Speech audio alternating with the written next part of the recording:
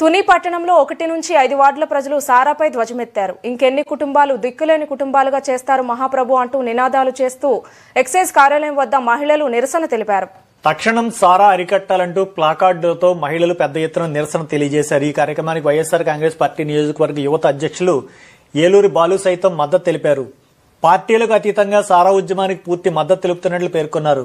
యువకులు ఉత్సాహవంతులు అయిన వారు సైతం ఈ సారా ద్వారా మృత్యువాత పడుతున్న విషయం తమకు తెలిసిందని, ఈ విషయంపై అధికారులతో సైతం పలుమార్లు విన్నవించుకున్నట్లు ఆయన తెలిపారు. అనంతరం మహిళలతో కలిసి ఎక్సైజ్ కార్యాలయం వద్ద నిరసనగా వైసీపీ నేతలు సైతం చేరుకుని వినతి పత్రం ఎక్సైజ్ అధికారులకు అందజేశారు. అధికార పార్టీ అయినప్పటికీ ఈ విషయంపై ఎమ్మెల్యే రాజాకు చెప్పగా తక్షణం ప్రజా సమస్యకు మద్దతు తెలపాలని ఎమ్మెల్యే పేర్కొంటున్నట్లు ఏలూరి బాలు తెలియజేశారు. ఈ కార్యక్రమంలో వివిధ ప్రజా సంఘాల నాయకులు, మహిళలు, యువత, గ్రామ పెద్దలు తదితరులు పాల్గొన్నారు.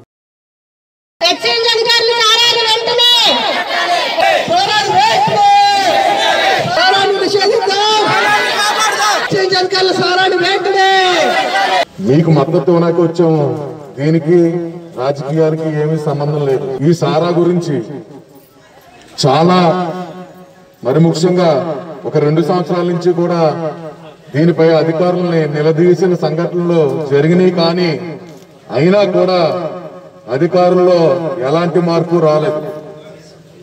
ఈ అధికారులు ఎవరైతే ఈ సారా విక్రయించే వాళ్ళు ఉన్నారో వాళ్ళతో కుమ్మక్కై వాళ్ళ కాసుల ప్రకృతికి పేద ప్రజల యంగ్స్టర్స్ యొక్క ప్రాణాలని బలి తీసుకుంటారని చెప్పి ఏ మొహమాటం కూడా లేకుండా నేను మీ అందరికీ తెలియజేసుకుంటున్నాను.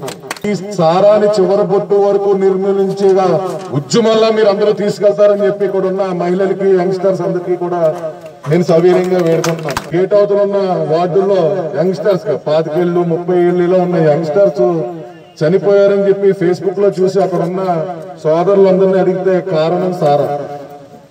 వారి భర్తలు పోగొట్టుకుని చిన్న పిల్లలని వారిని చూస్తే చాలా దుఃఖం. వారి కనీసం 25-30 సంవత్సరాలు ఉంటే వారి భార్యలకి, వారి పిల్లలు చిన్న పిల్లలు మరి వారి ఆరోగ్యం పాడు చేసుకుని వారి కుటుంబాలను వీధుల పాలు చేస్తున్నారు. మరి వారికి రెస్పాన్సిబిలిటీ ఎవరండి? వారి పిల్లలు పెంచాల్సిన బాధ్యత చిన్న వయసులోని తల్లుల మీద విధవలు అవుతున్నారు.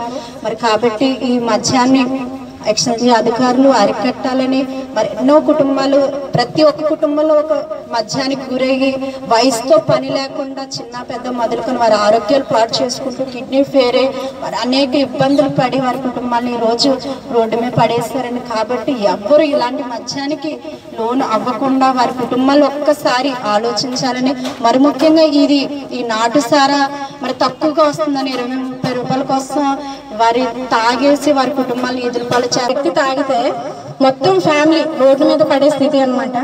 సో మనం అందరం కలిసి, ఇది ఒక్కరితో అరికట్టేది కాదండి సారా, మొత్తం అందరం ఏకంగా ముందుకు వెళ్ళి సారాని ఖచ్చితంగా అరికట్టాలి. దీనికి ఎక్సైజ్ అధికారులు మాకు పూర్తిగా మద్దతు ఇవ్వాలి. అలాగే ఏ పరిధిలో అయితే ఎక్కువగా సారా తాగుతూ ఉన్నారో అక్కడ స్థానికులు కూడా దానికోసం కొంచెం ప్రత్యేకంగా శ్రద్ధ తీసుకోవాలండి. తర్వాత మహిళలుగా మేము సరైన మద్దతు ఇవ్వాలని మేము అనుకుంటున్నాము. ఇది ఇక్కడితో ఆగిపోదండి. సారా నియంత్రణ అయినంత వరకు కూడా మేము పోరాడతాం.